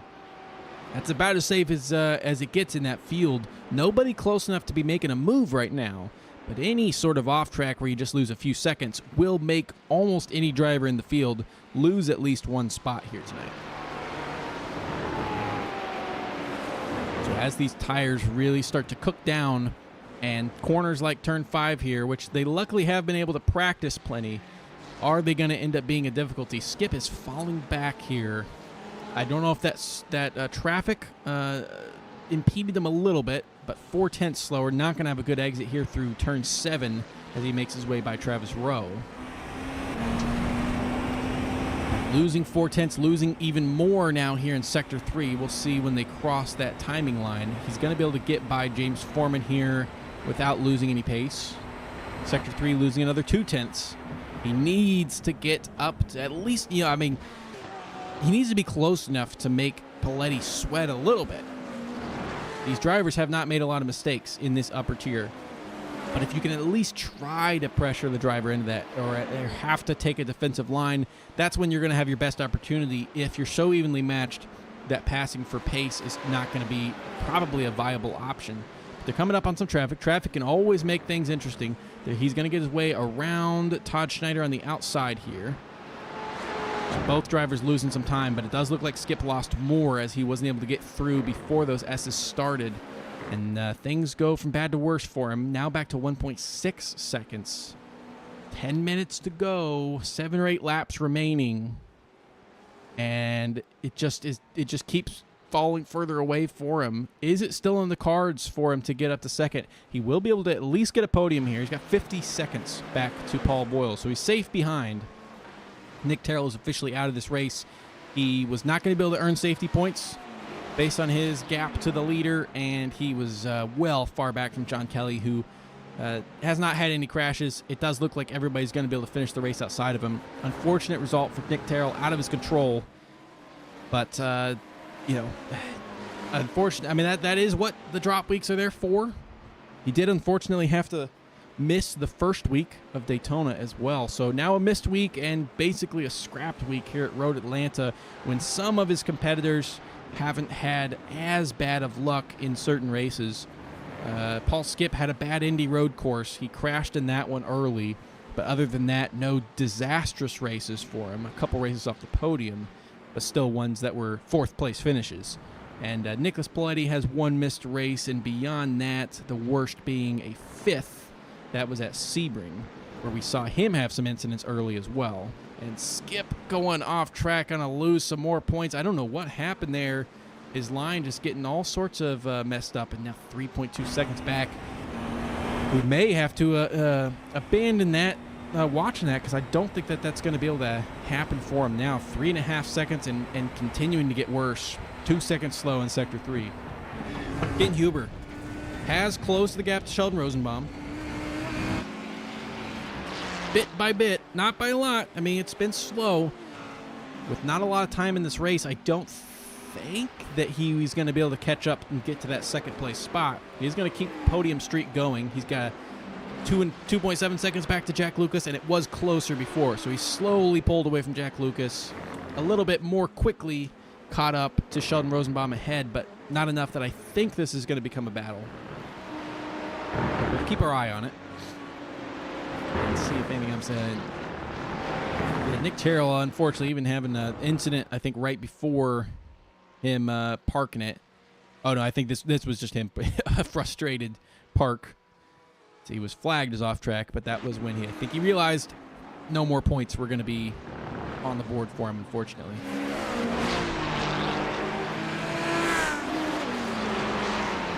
Ken Huber's illustrious win streak, which again I've failed to check the record books. I'm fairly certain. I asked Karen Claybaugh as well, who manages the Hall of Fame. Fairly certain that Ken Huber's win streak is the longest win streak in E4A history. No other driver able to win as many times in a row as he was, but it does seem like that win streak is finally going to come to an end here today. Podium streak stays alive. We have had some good podium streaks. But a 13-race win streak is absolutely ludicrous. 111 points ahead of Josh Doty in second. And Doty's not even here today to try to do anything to close that gap. So Huber going to continue to lead by a huge amount. And Langenberg, I wonder how much he's going to catch up to Josh Doty here today.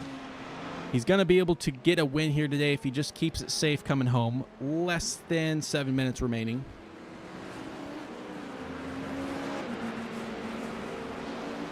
And right now, he's got 23 points to Josh Doty ahead. Josh Doty, of course, with 0. That will be a drop week that he'll be able to use.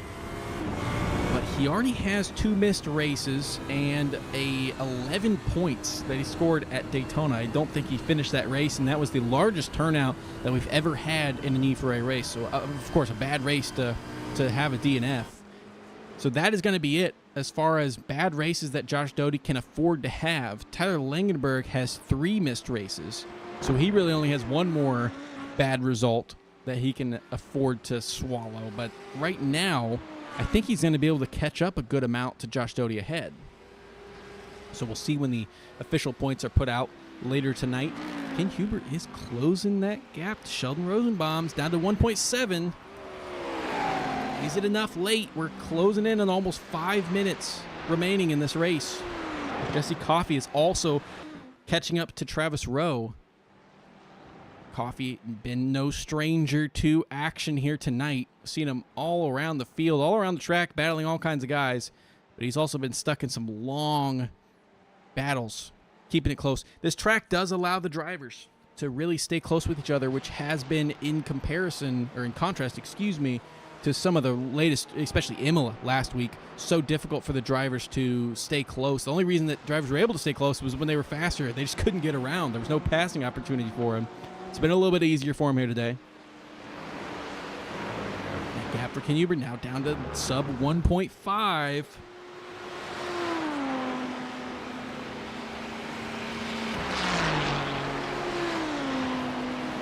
This is Rosenbaum. You can see that gap has slowly come down, was close to 3 seconds, lap 57. Now here on lap 62, again for the GT3s, as they're 10 laps back from the GTPs. Now 5 or 6 laps later, it's down to 1.7. It's almost halved.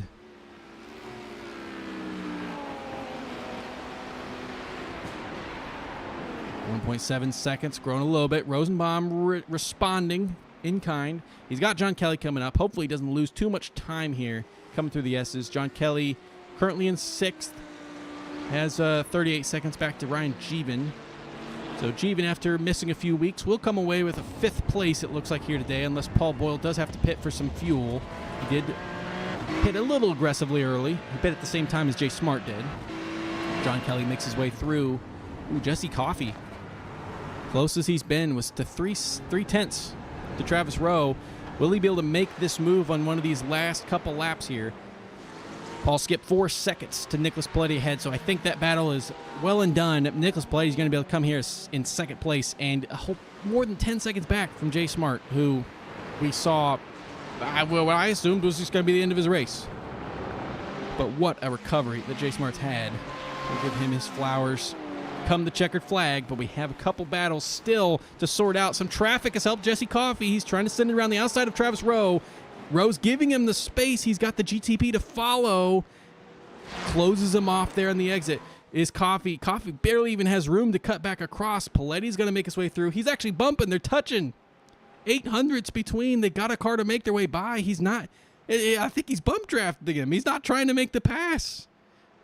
There may be contact between the two as he's doing a little bit of bumping. Surely he could have used that to his advantage and gotten around, but I think he actually sped up Travis Rowe there, almost like a teammate.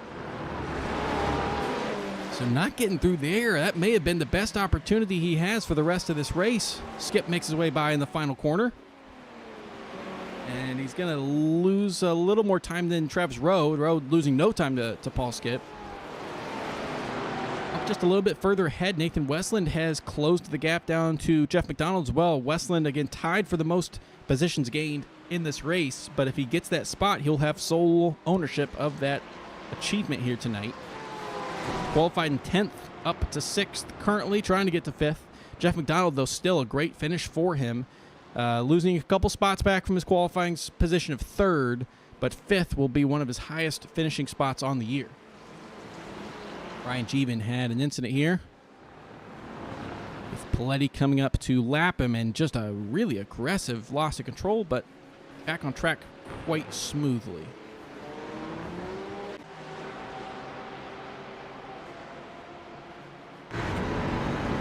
Ken Huber's climbing up to Sheldon Rosenbaum, slowed down a little bit, down to 1.3, so I think with 1:20, I think it's a little bit too late for him, but I'm sure he was wishing this was a 100-minute race, because I think given 10 more minutes, he might be able to make this a ball game for 2nd. But one of the closest gaps that we've had at the end of the race for the lead, 2.5 seconds back to Rosenbaum, plenty strong himself as well. Lucas looks to be getting another win. I don't think that he's going to, he's got 9 seconds back to 4th position, Jeff McDonald. Maybe Nathan Westland there. But Jack Lucas has been on a tear. Again, at least 39 points in all of his last 4 races that he's been here, been in tonight. With tonight coming even more than 39. So one of the hottest drivers in the field. Him and Jay Smart are really the 2 guys to chase right now in their respective classes. Coffey close enough to stress out a little bit, but I don't think anything's going to happen. Jay Smart right now is going to be hitting the white flag, a very late white. Hopefully it doesn't affect him fuel-wise, but he's got plenty of time to save if he has to do so. White flag as they come around, 20 seconds remaining, 10 seconds remaining now on the race time. Tyler Langenberg, there's our two leaders. Jay Smart and Tyler Langenberg. Interesting races that they've both had. Especially Jay Smart here at the front. Oh, Jesse Coffey has made the move on Travis Rowe. Travis Rowe's fighting back at a big wallop. I think Travis Rowe went deep there. I think Jesse Coffey stayed as right as he could. Big wallop for Travis Rowe late in this race as they come to the final lap. Let's take a look at this real quick. So Coffey taking the outside. Rowe's got the inside. Coffey deeper on the brakes. Rowe faster in the second part. And I think his... it's a bit of a racing incident there, if you ask me. I think Coffey could have left a little more room. I think that the trajectory of Travis Rowe's car was a little bit strong. I don't think that he was going to be able to make that stick. But we follow Jay Smart here, who is coming across the line, and I can't believe I'm saying it, but he's coming across with a victory after a crash 14 minutes into this race, seemingly taking him out. He has fought back. He has risen from the flames. Jay Smart is our victor here today and the first 3-time-in-a-row winner on the season for the GTP class. Paletti comes in second, just 2 seconds back is Paul Skip. Tyler Langenberg officially has the victory here tonight in GTD. First victory on the season, a seasoned driver with some championships under his belt, but finally getting that top step here tonight. And Jack Lucas with another win in the GTDB class.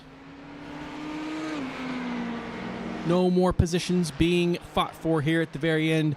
Jesse Coffey closest was up to James Foreman. Travis Rowe not going to finish further than 1 spot back from Coffey after that incident.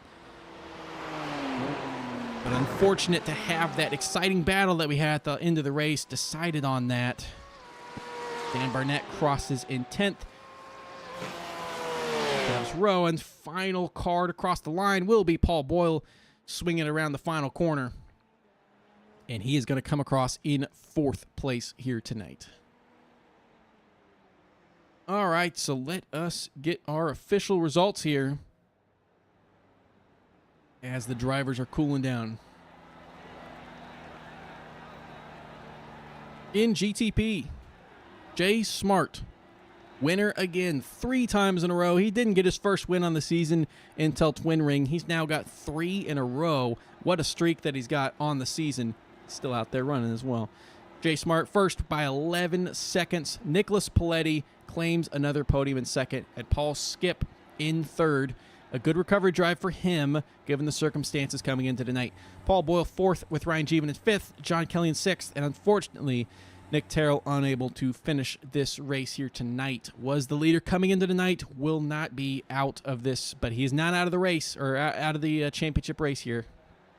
So we'll see as we come to the following 6 races what happens in that class. GTD winner Tyler Langenberg, first time on the season, breaks Ken Huber's winning streak. Sheldon Rosenbaum, another podium. That is 4 podiums for him on the season, and he's a late addition to the roster as well. So very impressive showing that he's had. Ken Huber in third keeps his podium streak going, 14 podiums in a row. Jack Lucas, winner. And that is win number 3, matching Nathan Westland and James Foreman on the season, with Jeff McDonald behind in 5th. Nathan Westland gets another podium with James Foreman earning his 11th podium of the season, which is tops for GTDB. Jesse Coffey, Travis Rowe, and Dan Burnett round out the top 10. And following them, drivers DNFing tonight, Aaron Claybaugh, Christopher Craig, Zach Nurnberger, Mauricio Parada, Todd Schneider, and Greg Holland. So we will head over to the booth here, which I was not in it, so I do apologize. Maybe, oh, we do have at least Jay Smart. Okay, I didn't jump in there, so hopefully the drivers are aware of being able to have an interview here tonight. But let's get Jay Smart into this booth. Jay, you got me in the booth here. Hey, ZP, how's it going? Oh, it's going great. That was an absolutely exciting race from start to finish. Now, I mean, I can't believe. I mean, look. First off, of course, you got pole position. Yeah, that was helpful. You were the fastest driver through the first sector of the race, first 10 minutes. But then you got in a big accident that was totally unavoidable. And I figured a podium was the best thing you could maybe salvage from it. I thought maybe you'd be in 4th. I mean, how did you still win the race after having to pit for damage? I honestly thought I thought the same thing as you, but I think I got really lucky with the pit stops and the fact that you needed to do a 2-stop here. I thought I was going to be on the back foot based on the fact that I had to take so much more fuel.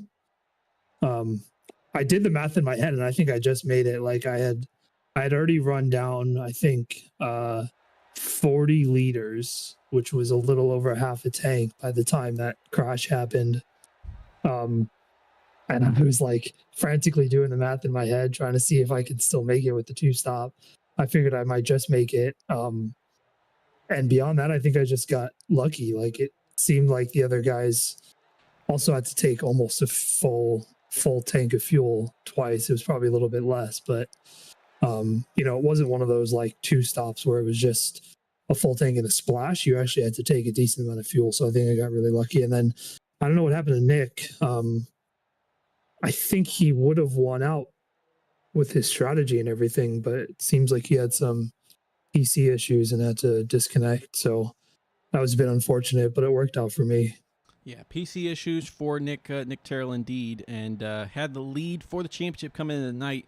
We'll lose that here today. But it also speaking in that race, I mean, yes, there was the issue of are you going to make it on pit stops, but still, regarding that, you lost a lot of time from the incident itself and having to come slow into the pits. I mean, you came after that, after everyone had finally completed their strategies, which luckily those other GTPs did so early to kind of give us an idea where you were going to be. You had already passed Nicholas Paletti through the pits and were just a few seconds back from Paul Skip. And then you had incredible pace there after that. So obviously your tires were a little bit more in the window. Oh, my tires were down. My tires were dead. Like when I came out behind, when I was chasing Nick Terrell down, I was sliding all over the place and I just like could not catch him. And then when I came out on a fresh set of boops, I completely like realized how much grip I was lacking because those new shoes had like tons of grip when I came out. I think they were down to like 40% or something, which is the lowest I've seen my tires get in one of these E4A races. So yeah, I was really struggling on that stint. I think honestly, I think I just got lucky. I was running like basically trying to run qualifying laps after that accident just to catch up. And I didn't even know where I would be, because at that point all the strategies were staggered. But I was just pushing as hard as I can, and it was destroying my tires. I had no grip left, and once I got those new tires on, it finally felt good again, and I was able to kind of, run my pace the rest of the race. Well, it's been a really competitive GTP season. A lot of drivers finding success throughout the field. So far, no driver had been able to win 3 races in a row in the class. You didn't get your first win till Motegi. Now 3 wins in a row. Heading into next week with Hockenheim, another different track, a whole lot wider than this one for sure. What do you think the chances are for? Well, first of all, I heard you say that in the broadcast during qualifying, and when that crash happened, I was like, "Oh, he cursed me." Does happen. But yeah, I don't know. I'm excited for Hockenheim. It's a good track for me. I like it there. I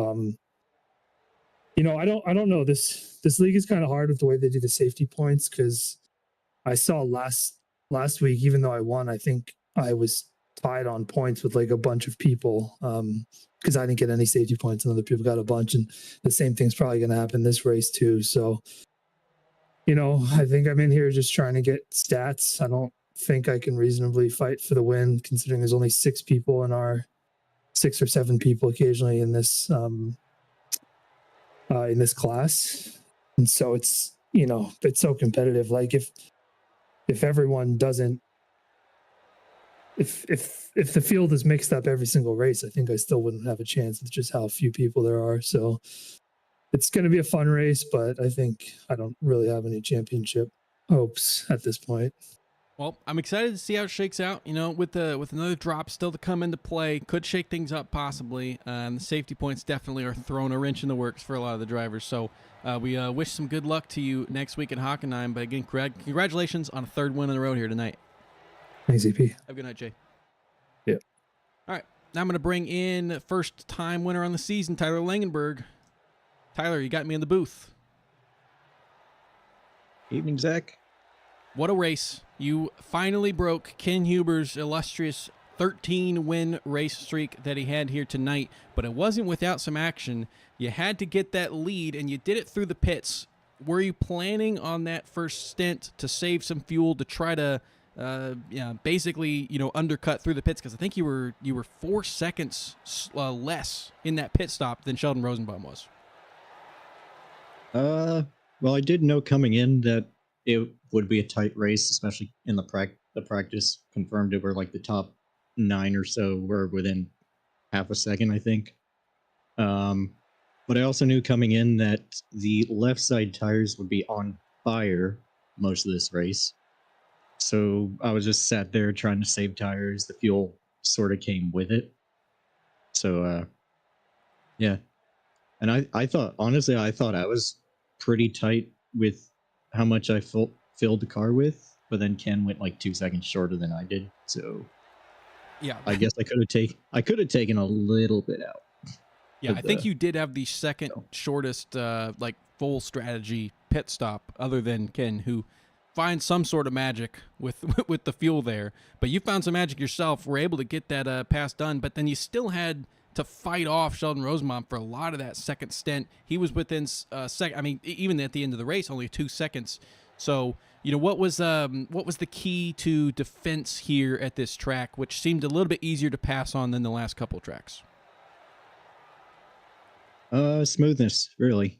Like I said, the tires were a big key part in this strategy here tonight. So, and I think I had like 2 lap pressure tires than he did when he early stopped, which I'm kind of surprised he did do.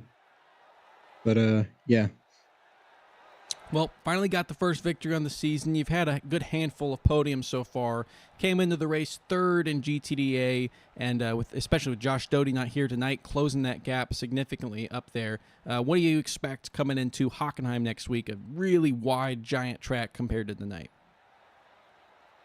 Last time out, last time I ran with Pony Express, last time Hockenheim was with the LMP2s. That was a good track. I enjoyed that track. So I'm looking for a good result next week too. Well, I also have a knack for ending win streaks. Hi, Terry. Yeah, that was I think maybe the longest win streak ever. That was now infamously ended by you here tonight. So congratulations on that. Tough thing to do on this season, and congrats on returning to that top step. Thank you. Have a good night, Tyler. Now we're going to bring in our GTDB winner, Jack Lucas, again. Jack, you got me in the booth up here. Hey, Zach. Another win that you have here tonight. This one, again, one where you qualified up on front, but without a little bit of interest there in that qualifying session, you were behind a few drivers, and then in the absolute twilight hours on your last lap, you jumped like 3 spots ahead of, I think it was James Foreman at the time, who was the next highest B-class driver. So what happened on that last lap of qualifying? Yeah, I don't know if you saw earlier on in quali, I completely totaled my car and had to tow back to the pits. So I lost one of my 4 laps because of that.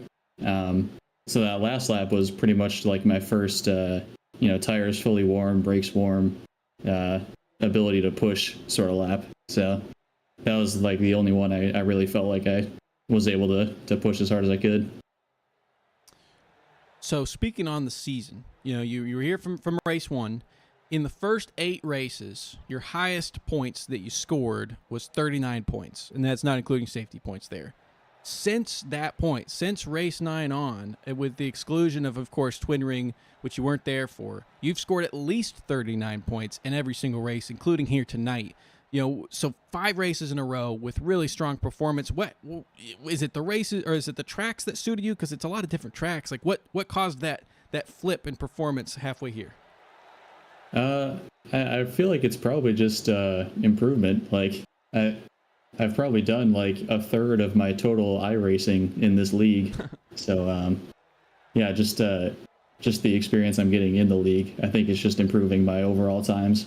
And like earlier on, there were some really fast guys who haven't really been showing up lately. So I think that's also helping me.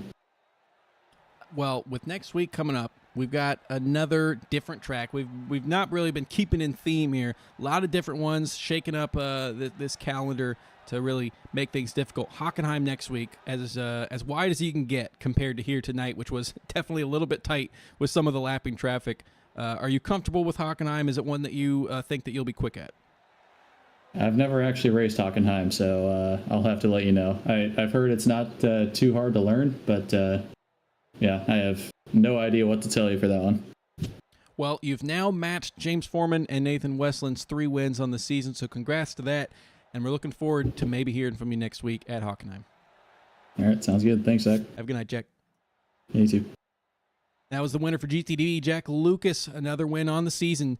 So what a wonderful race we had here tonight. Action literally from start to finish, and bookended by a incredibly unlikely win from Jay Smart. If you're here for the racing, as just mentioned, next week will be Hockenheim, a gigantic F1 FIA grade 1 track that should be plenty easy for the drivers to make some passes on and get some good racing. So if you're here for the E4A, exact same time next week, and everybody have a good night.